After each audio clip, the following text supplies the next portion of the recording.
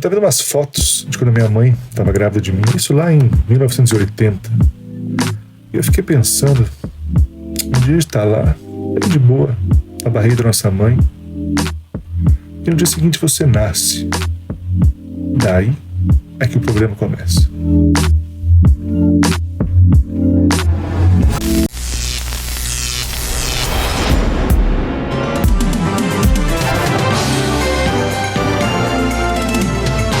Ливанские патриоты провели вчера самую крупную операцию под кодовым названием «Сабра и Шатила» против израильских оккупантов на юге Ливана. Как указывают в местных информационных кругах, состоит прежде всего в том, что добиваться выполнения американо-израильского плана в отношении Ливана. Diferente do que se pensava na antiguidade, o universo não está em harmonia. Vivemos em um caos cósmico completo. Nossa existência não passa de um grão de areia insignificante diante da imensidão abismal do espaço-tempo. Não há verdade lá fora, não tem ninguém lá em cima olhando por nós. Só o que temos é o concreto, é o real, o que está diante dos seus olhos a cada toque do relógio. O passado já acabou, o futuro não existe, só o presente, só o agora, só a inevitabilidade do tangível. Essa é a vida no agora. A única vida possível, com toda a fragilidade, com tudo que você odeia, com tudo que você ama. Poderia ser melhor? Poderia ser diferente? Não. O que há é o que há, o que é o que é. O que você está vendo ao seu redor nesse exato momento é a única opção existente. Apegue-se a ela. Negar essa verdade, negar esse absurdo, negar a imensidão dessa realidade, esse é o verdadeiro niilismo, essa é a verdadeira negação.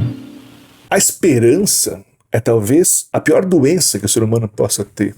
Essa ideia de que nós temos que esperar por algo. Porque quem espera está fazendo o quê? Quem tem esperança está esperando, e quem está esperando não está fazendo nada.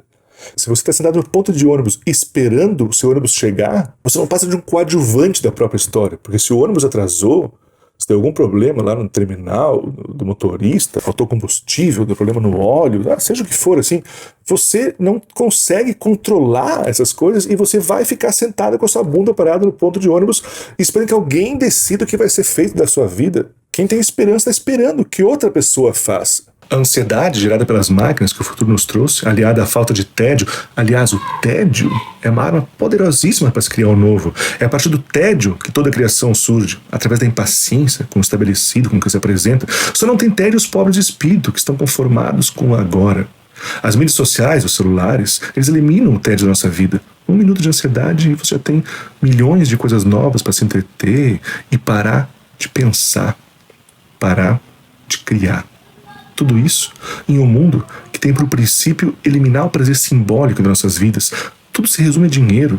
Você vale por quanto você ganha. E qualquer momento que você esteja fazendo algo que não esteja gerando dinheiro, que não esteja gerando lucro, é um tempo perdido. Quer dizer, você gosta de música? Então planeje sua carreira. Você gosta de cozinhar? Comece a vender. Você gosta de arte? Tem que ver como ganhar dinheiro com isso. Você gosta de fazer vídeos pro YouTube? Tem que monetizar, tem que pensar como um influencer. Cada vez mais a música pop contemporânea lembra a world music dos anos 90, que se orgulhava de buscar referências nos 4 cantos do mundo. A música indiana, venezuelana, japonesa, mongol, etíope, todas se encontravam debaixo do guarda-chuva da world music, que nada mais era que, na verdade, a American World Music, a música do mundo passando pelo filtro americano para ser chamada de sua e vendida como um fetiche exótico, como uma resposta neoliberal para um novo mundo, sem divisões, sem muros, sem fronteiras econômicas.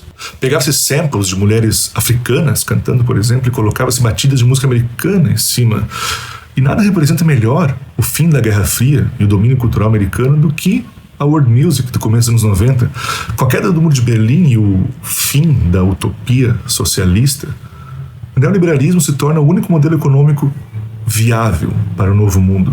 E agora ele deseja abraçar a todos em suas asas meritocráticas. Essa ideia de que estamos todos juntos, United Colors of Benetton, somos um só, somos todos irmãos, we are the world, we are the children, nós faremos um mundo melhor, eu e você. E a nossa mãe é a América, os Estados Unidos da América. Você já deve ter tido a experiência de pegar um parente seu, um tio, um avô, até seu pai, um primo, enfim, que tem posições políticas ou crenças esquisitas sobre ciência, sobre os fatos em si, sentar na frente desse cara e falar, não, eu vou te explicar agora. E coloca na frente das pessoas todos os dados, todas as informações, todas as pesquisas, tudo que pode convencer esse indivíduo sobre a verdade para além da opinião pessoal dela. E parece que você fala e nada acontece, nada muda. Você deve ter tentado mostrar para algum parente seu, para um conhecido seu, por que Bolsonaro não é uma boa escolha para o Brasil, por que de repente não é tão legal apoiar a ditadura, por que não é tão legal apoiar a tortura de pessoas. Você explica, mas não parece fazer muita diferença. Por que isso acontece? A gente costuma achar que a informação pode mudar a vida e a cabeça das pessoas e a opinião das pessoas, mas não é sempre assim. No geral, a gente percebe que as pessoas preferem escolher os fatos que contribuem para reforçar uma verdade que elas já têm na cabeça delas do que realmente juntar as pontas de uma história e tentar entender como é que ela realmente acontece. Em grande parte isso dá porque a informação, os fatos, eles não levam em consideração aquilo que realmente nos faz humanos. Quer dizer, o ser humano não é um ser feito para conhecer a verdade. O que nos mantém vivos e nos mantém com potência de vida é muito mais um senso de sobrevivência, de reprodução do que qualquer coisa. Então, não existe dentro de nós uma necessidade de conhecer a verdade, para ir dos fatos, de entender a real verdade das coisas. O que nos move é o desejo, é a vontade de se manter vivo, de se manter com mais potência de vida. Isso não tem nada a ver com verdade, ou com fatos, ou com ciência. E ainda mais, a ciência nos mostra hoje que até a ideia de sentimentos, essa coisa de procure os seus sentimentos, o que você quer fazer, o que é o melhor para você, que os nossos sentimentos não passam também de reações biológicas a esse algoritmo bioquímico que nós temos no nosso cérebro. E que esses sentimentos, inclusive, não passam de respostas do nosso corpo para questões que envolvem reprodução e sobrevivência. Você pega, por exemplo, um macaco. O macaco está na selva, daí ele vem em cima de uma árvore que tem uma banana. Só que ele olha para o lado e vê que entre ele e a banana tem um leão dormindo. Na hora que ele vê essa cena toda acontecendo, ele rapidamente tem que fazer um grande cálculo para saber como ele deve agir. Se ele deve pegar a banana, se não deve, se deve correr, fugir, se deve ficar na dele, sair quietinho. Ele tem que saber a distância que ele está entre ele e a árvore, se ele tem capacidade física de correr até lá, quanto que teria que subir da árvore. Ele tem que olhar para o leão, ter uma noção do tamanho desse leão, se esse leão também teria velocidade para alcançar ele, se o leão está dormindo profundamente ou está num sono leve, se o leão parece que comeu há muito tempo ou se está com fome, se ele mesmo está com muita fome, se ele realmente precisa daquela banana ou é só uma gula. A simples decisão desse macaco de se ele vai comer ou não vai comer a banana, ela parte de um cálculo matemático gigantesco que envolve várias variáveis que ele tem que ter noção de como é que elas funcionam. E esse resultado chega ao macaco de volta não em forma de uma mensagem no celular ou uma mensagem de texto dizendo você deve pegar a banana. Não. Essa nossa máquina de calcular biológica, que toma decisões a partir de todas essas variantes, nos dá a resposta do que a gente deveria ou não fazer de acordo com a análise que o nosso corpo fez, ou que o corpo do macaco fez, em forma de sentimentos.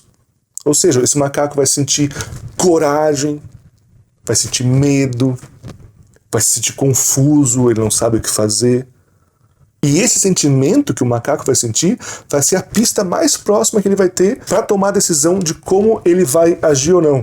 Ou seja, que os sentimentos que a gente preza tanto por ser algo que vem de dentro da gente, que faz a construção do nosso eu, nada mais são que uma resposta de um algoritmo cerebral às situações que se apresentam no seu dia a dia. Quando você tem ali, já seus 2 anos, mais ou menos, ou até menos que isso, já fala uma outra coisa, geralmente, né? Mamãe, papai. E curiosamente são as coisas, justamente as coisas que você tem memória dessa época, da sua mãe, do seu pai, porque o nosso cérebro registra informações e memórias a partir de um processo de linguagem.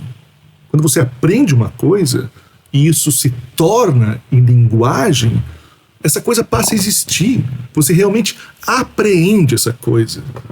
Quando você é um bebê e aprende a dizer mamãe, sua mãe passa a existir como uma entidade para além de você mesmo. E você começa a realmente ver e entender que ela existe e que ela não é só uma extensão do seu próprio corpo. Quando chega aos 4 anos, de repente você começa a dar nome para absolutamente tudo à sua volta. E como num passe de mágica, as coisas que antes eram invisíveis passam a existir para você e na sua memória. Agora você sabe o que é um controle remoto. Então o controle remoto passa a existir.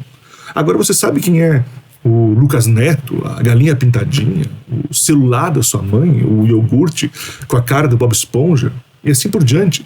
Todo esse mundo se desvenda diante dos seus olhos. E é por isso que então você lembra dele daqui para frente. O que menos importa numa narrativa é como se chegou a ela, mas sim como ela efetivamente se apresenta. Quer dizer, ninguém quer saber se Jesus realmente existiu, se um cara realmente botou todos os animais do mundo em uma arca, ou se a mulher realmente veio da costela de um homem. Os mitos não precisam fazer sentido, eles precisam corresponder de alguma forma às ansiedades e necessidades de um determinado grupo para validar o seu medo da morte ou da vida em sociedade. Se são verdade ou se não são, foda-se. O filósofo alemão Ludwig Feuerbach diz que Deus seria uma imagem criada pelo próprio homem para compensar a própria fraqueza, a própria incapacidade. Que o ser humano, ao olhar para si mesmo e perceber que é limitado, falho, decrépito, impotente e langoroso, cria uma imagem de um ideal que ele mesmo não pode alcançar. Um ser que possa ser aquilo que ele nunca vai ser, que possa conquistar o que ele nunca vai conquistar. Um ideal de homem para se espelhar. Jesus é essa própria figura, um homem valoroso, honesto, gentil, manso, pacífico, que vence a limitação da morte e a tentação do inimigo, é poderoso, corajoso e ao mesmo tempo amoroso. Jesus é tudo o que o ser humano nunca vai ser, uma utopia humana, um desejo não alcançável. No fim das contas, deuses são o espelho do homem, o reflexo aperfeiçoado do que não somos. Ou seja, no fim das contas, os deuses são o próprio homem. Não foi Deus que criou o homem, mas o homem que criou os deuses. O dinheiro, na verdade, é a maior ficção já contada aos seres humanos. É a única história em que todos acreditam. Nem todo mundo acredita em Jesus ou em Alá. Nem todo mundo acredita em direitos humanos. Na real, cada vez menos gente acredita nisso. Mas na cotação do dólar, nossa, isso ninguém tem a menor dúvida. Inclusive, todos viverão e darão a sua vida em troca dessa fantasia. Muito mais do que para qualquer religião. Suponha que eu diga para você que são 2:30 da tarde. Que eu diga isso o tempo todo, todo dia. Mesmo que não seja 2:30 da tarde. Se no meio da madrugada eu começar a te dizer que são 2:30 da tarde. Logo pela manhã, eu olho para você e digo que são 2:30 da tarde. Durante o Jornal Nacional, eu te digo que são 2:30 da tarde. Se você for um pouco esperto, pode começar a suspeitar que eu não estou realmente falando sobre as horas. Essas são as palavras que eu estou usando, mas eu estou fazendo algo diferente com elas. Que na verdade eu estou te zoando enquanto você tenta me explicar com todos os argumentos científicos como na verdade funcionam as horas do dia, que não tem como ser 2:30 da tarde agora, que o planeta está girando e coisa e tal. Enquanto eu olho para você e digo, são 2:30 da tarde. O discurso fascista e as teorias de conspiração funcionam de forma parecida. Os mitos estão no núcleo do fascismo, as estatísticas erradas, as histórias inventadas. Não importa muito quantas vezes você sente e explica para uma pessoa como essas coisas estão erradas.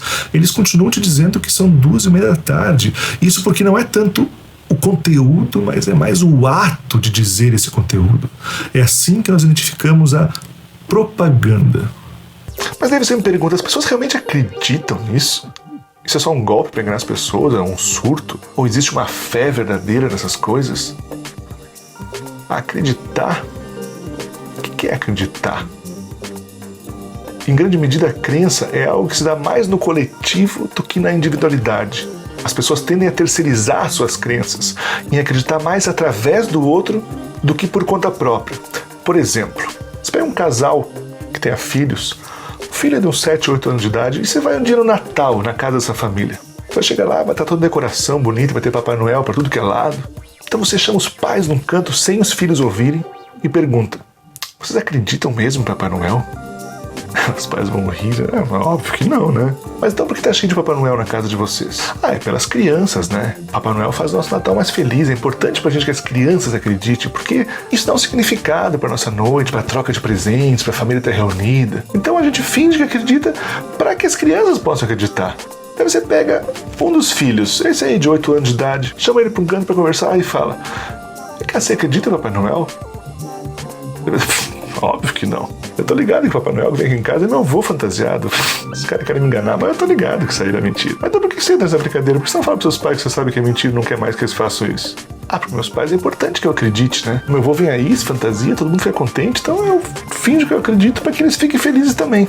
Eu não sei, no fim das contas, toda crença, uma crença na terceira pessoa, tudo que as pessoas acreditam, algo que elas acreditam por causa do outro e através do outro. As pessoas que estão na igreja, elas estão lá por uma crença profunda, para acreditar naquilo lá profundamente, ou porque aquilo lá é bom para a família delas? Que é importante que elas creiam porque os filhos creiam também, e os filhos creem porque os pais devem crer mais também. O homofóbico, por exemplo, é um indivíduo que deseja neutralizar o prazer alheio para não ter que olhar para a sua própria derrota. Que diferença pode fazer para alguém com quem o outro se deita? Absolutamente nenhuma. A grande questão é que ao perceber no outro uma coragem de desafiar os conceitos pré-estabelecidos em busca da sua felicidade, ao ver um homem encarar a família, a igreja, a sociedade toda para ele ser feliz ao lado de outro homem, obrigatoriamente o indivíduo terá que olhar para a sua própria vida. Num casamento fracassado, numa família destruída, num emprego onde é pisoteado pelos superiores, onde desistiu do seu tesão para a manutenção do dia a dia, e dizer: como assim que eu vivo essa vida fracassada e o outro consegue ser feliz? Como assim que ele pode e eu não posso? O homofóbico, no fim das contas, é alguém que não suporta se olhar no espelho. E ao invés dessa motivação servir para que o indivíduo busque também as suas emancipações, a força do ressentimento é muito mais forte, bem mais fácil puxar o bem-sucedido para baixo do que tentar subir ao seu alcance. A gente se acostuma a morar em apartamentos de fundos e não ter outra vista que não as janelas ao redor. E porque não tem vista, logo se acostuma a não olhar para fora. E porque não olha para fora, logo se acostuma a não abrir de todo as cortinas. E porque não abre as cortinas, logo se acostuma a acender mais cedo a luz. E à medida que se acostuma, esquece o sol, esquece o ar, esquece a amplidão. A gente se acostuma a acordar de manhã sobressaltado porque está na hora, a tomar o café correndo porque está atrasado, a ler o jornal no ônibus porque não pode perder o tempo da viagem, a comer sanduíche porque não dá para almoçar, a sair do trabalho porque já é noite, a cochilar no ônibus porque está cansado, a deitar cedo e dormir pesado sem ter vivido o dia. A gente se acostuma a abrir o jornal e ler sobre a guerra. E aceitando a guerra, aceita os mortos e que haja números para os mortos. E aceitando os números, aceita não acreditar nas negociações de paz. E não acreditando nas negociações de paz, aceita ler todo o dia da guerra, dos números, da longa duração. A gente se acostuma a esperar o dia inteiro e ouvir no telefone: hoje eu não posso ir. A sorrir para as pessoas sem receber um sorriso de volta. A ser ignorado quando precisava tanto ser visto. A gente se acostuma a pagar por tudo o que deseja e o de que necessita, e a lutar para ganhar o dinheiro com que pagar, e a ganhar menos do que precisa, e a fazer fila para pagar, e a pagar mais do que as coisas valem, e a saber que cada vez pagar mais, e a procurar mais trabalho para ganhar mais dinheiro, para ter com que pagar nas filas em que se cobra. A gente se acostuma a andar na rua e ver cartazes, a abrir as revistas e ver anúncios, a ligar a televisão e assistir a comerciais, a ir ao cinema e engolir publicidade, a ser instigado, conduzido, desnorteado, lançado na infindável catarata dos produtos. A gente se acostuma à poluição, às salas fechadas de ar-condicionado e cheiro de cigarro, à luz artificial de ligeiro tremor, ao choque que os olhos levam na luz natural, às bactérias da água potável, à contaminação da água do mar, à lenta morte dos rios. Se acostuma a não ouvir passarinho, a não ter galo de madrugada, a temer a hidrofobia dos cães, a não colher fruta no pé, a não ter sequer uma planta. A gente se acostuma a coisas demais para não sofrer, em doses pequenas, tentando não perceber. Vai afastando uma dor aqui, um ressentimento ali, uma revolta colar. Se o cinema está cheio, a gente senta na primeira fila e torce um pouco o pescoço. Se a praia está contaminada, a gente molha só os pés e sua no resto do corpo. Se o trabalho está duro, a gente se consola pensando no final de semana. E se no final de semana não há muito o que fazer, a gente vai dormir mais cedo e ainda fica satisfeito porque tem sempre sono atrasado. A gente se acostuma para não se ralar na aspereza, para preservar a pele. Se acostuma para evitar feridas, sangramentos, para esquivar-se de faca e baioneta, para poupar o peito. A gente se acostuma para poupar a vida, que aos poucos se gasta e que gasta de tanto acostumar, se perde de si mesma. Eu sei que a gente se acostuma, mas não devia. Não sei se alguém já te falou isso, se você está sabendo, se você não está sabendo. Mas acho que é importante que alguém te fale isso no olho, né? Cara a cara, sem medo de esconder a verdade ou de te machucar com essa informação. E já que não tem jeito fácil de falar isso, eu vou falar de uma vez. É que você vai morrer.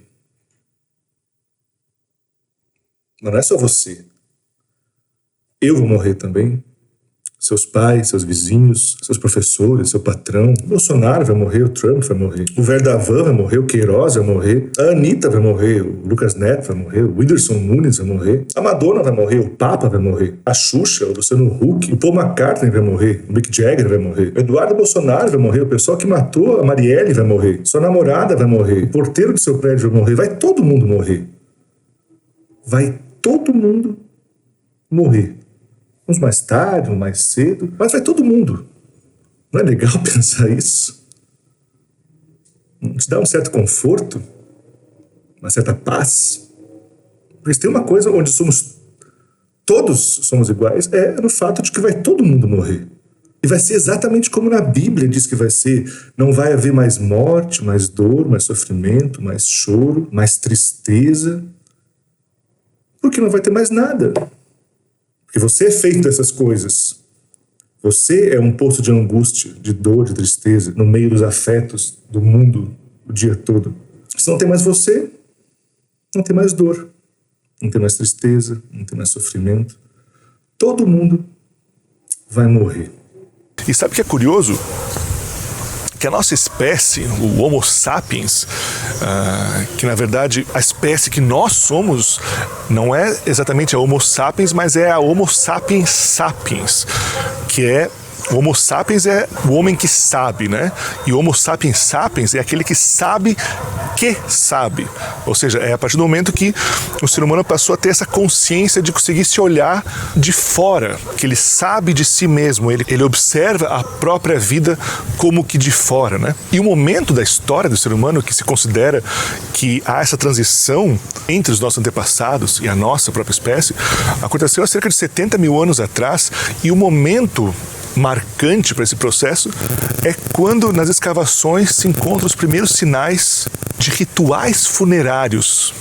Quando começa a se encontrar processos onde a morte de alguém da família passou a ter algum significado ritual. Se o homem começou a dar atenção à morte, é justamente porque ele passou a entender a vida. Ele começou a perceber que a sua vida é limitada, que ela é rara, que ela é escassa, que ela é transitória e que ela vai acabar. E que se ela vai acabar, ela precisa de alguma forma ser valorizada.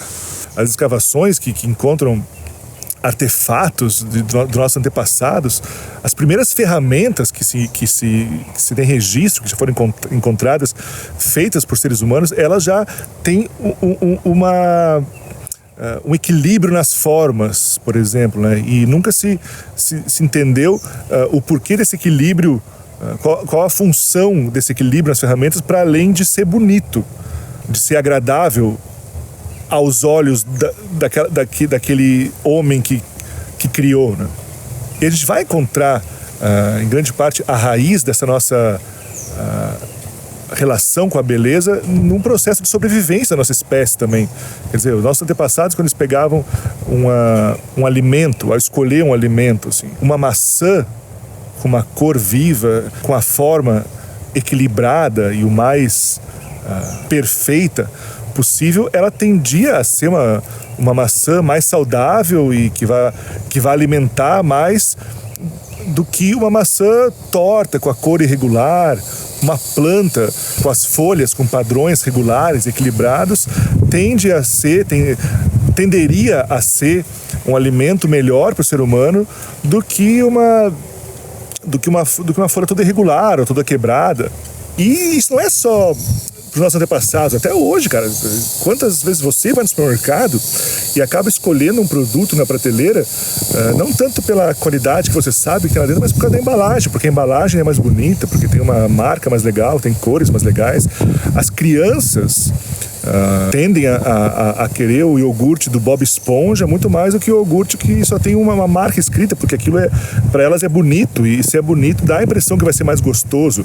Porque se você for ver, liberdade mesmo não pode ser só uma ideia, só uma subjetividade, uma fé que você tenha sobre a vida. Ela tem que ser uma realidade, né? E liberdade só é liberdade quando você efetivamente pode escolher entre duas opções. Eu sou livre para fazer isso ou aquilo. Então, no exemplo que eu falei sobre Cuba, por exemplo, porque em Cuba um cubano não pode, se ele quiser, sair do país a hora que ele quiser. A gente pode. Eu, se quiser, esse final de semana, tenho total liberdade de pegar minhas malas e passar um final de semana em Nova York, por exemplo, né? Ou, tá chegando o verão no Brasil, agora muito calor aqui, de repente eu vou passar o Natal e o Ano Novo na Suíça, para pegar uma neve, ter um clima mais gostoso, assim, né? Não passar tanto calor. Eu tenho total liberdade de fazer isso. Será que eu tenho? Eu não posso. Você pode? Você pode pegar suas malas e ir esse final de semana para Nova York ou ir passar o final do ano na Suíça? Você não pode porque você não tem dinheiro. Eu não posso porque eu não tenho nem perto do dinheiro para fazer isso. Então, se eu não posso, isso não é uma liberdade que eu tenho. Eu não tenho efetivamente a possibilidade de optar por uma coisa ou outra. Mas se você se esforçar, se você trabalhar bastante, se você financiar, não sei o quê.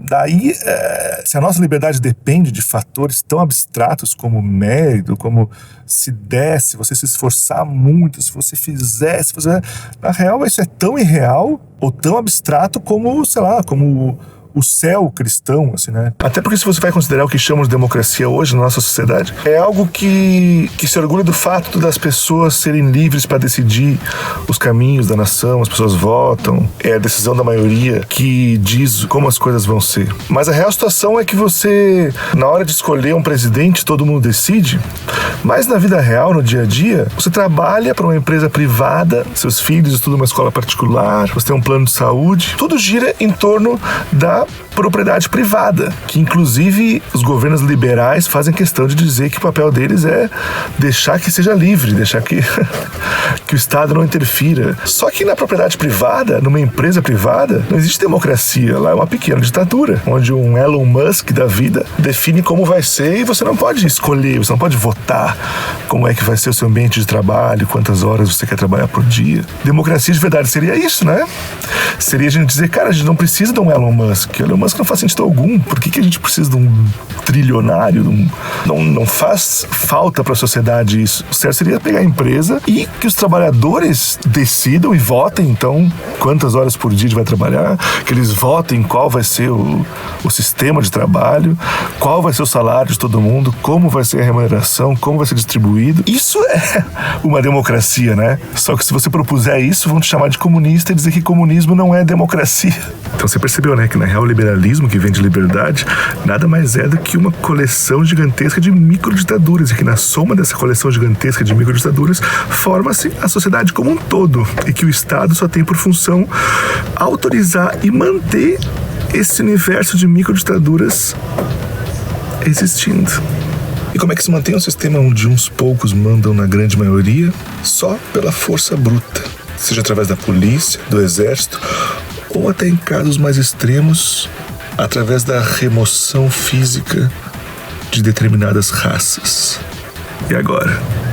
Quem é que é democracia aqui, hein?